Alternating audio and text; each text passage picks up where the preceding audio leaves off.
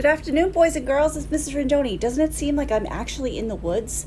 Well, I figured I'd pick this background because I'm going to read the second book of Jack and Annie, the Magic Treehouse series.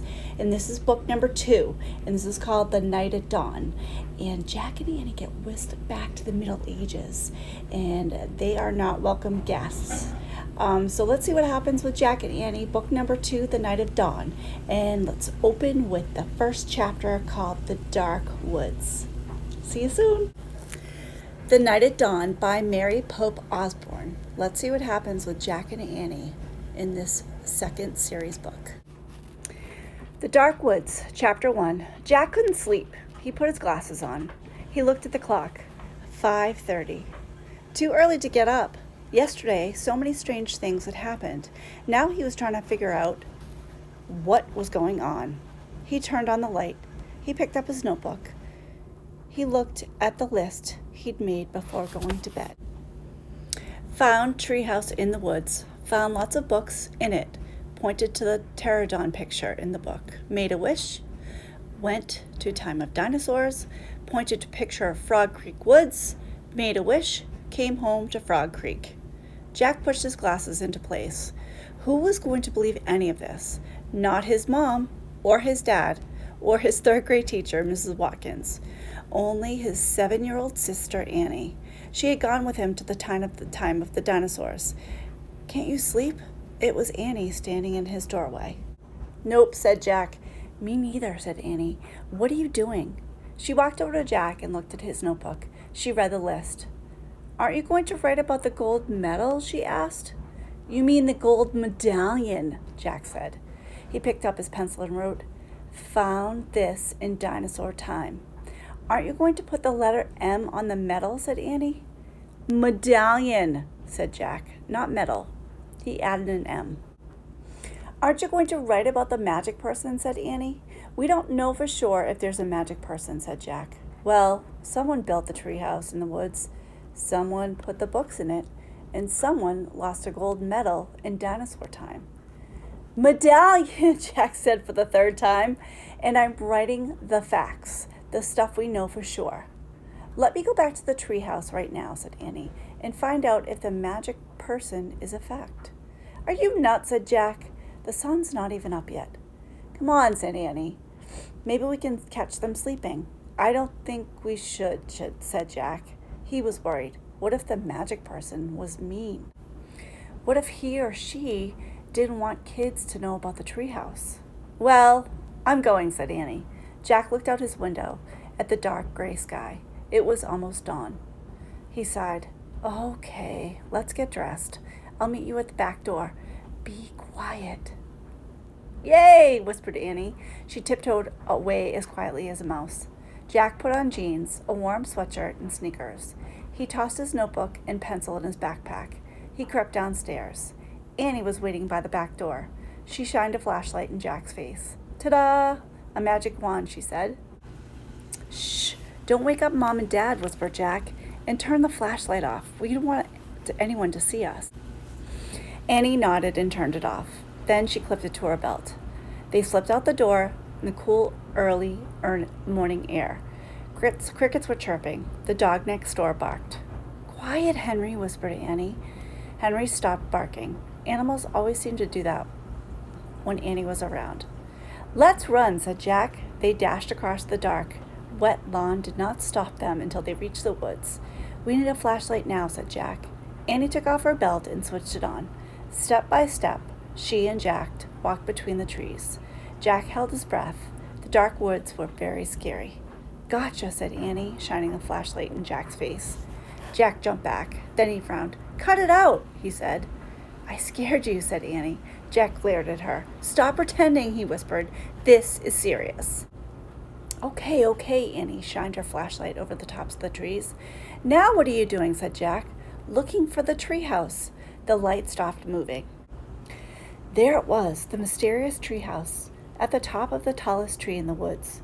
Annie shined her light at the treehouse and then down the tall ladder all the way to the ground. I'm going up, she said. She gripped the flashlight and began to climb. Wait, Jack called. What if somebody was in the treehouse? Annie, come back! But she was gone. The light disappeared. Jack was alone in the dark. And that is the end of chapter 1, my friends. Let's move on to chapter 2. Chapter 2 is called Leaving Again. Chapter 2, Leaving Again. No one's here, Annie shouted down. Jack thought about going home. Then he thought about all the books in the treehouse. He started up the ladder. When he was nearly to the treehouse, he saw the light in the distant sky. Dawn was starting to break. He crawled through a hole in the floor and took off his backpack. Inside was dark inside the treehouse. Annie was shining her flashlight on the books scattered about. They're still here, she said.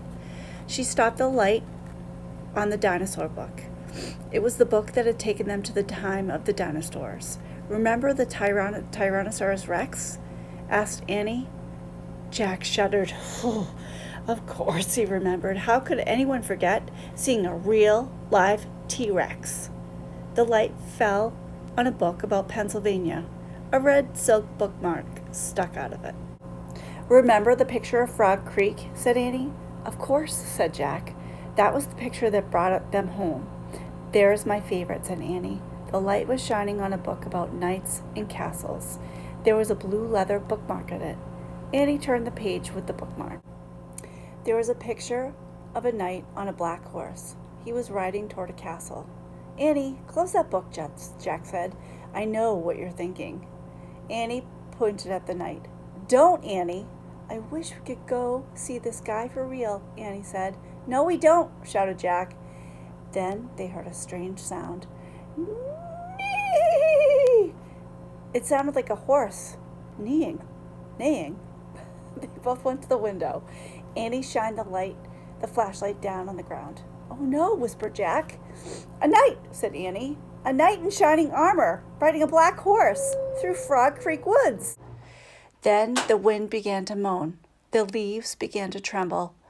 It was happening again. We're leaving, cried Annie. Get down. The wind moaned louder. The leaves shook harder, and the treehouse started to spin. It spun faster and faster.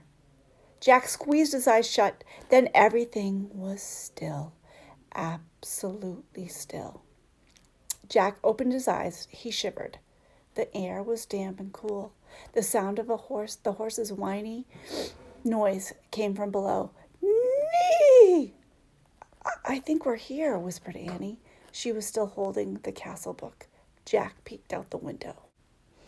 A huge castle loomed out of the fog. He looked around. The treehouse was in a different oak tree, and down below, a knight on the black horse was riding by. We can't stay here, said Jack. We have to go home and make a plan first. He picked up the book about Pennsylvania. He opened the book to the page with a red silk bookmark. He pointed to the photograph of Frog Creek. No, said Annie. She yanked the book away from him. Let's stay. I want to visit the castle. You're nuts. We have to examine the situation, said Jack. From home. Let's examine it here, said Annie. Come on. He held out his hand. Give it. Annie gave Jack the book. Okay. We can go home. I'm staying, she said. She clipped the flashlight to her belt. Wait, said Jack. I'm going to take a peek. A tiny, teeny peek. And then she scooted down the ladder. Jack groaned. Okay. She had won. He couldn't leave without her. Besides, he sort of wanted to take a peek himself. He put the book down about Pennsylvania and dropped the castle book into his pack. He stepped onto the ladder and headed down into the cool, misty air. And that is the end of chapter 2, friends. Chapter 3 is called Across the Bridge. Let's see what happens when they get out of the treehouse and into the castle.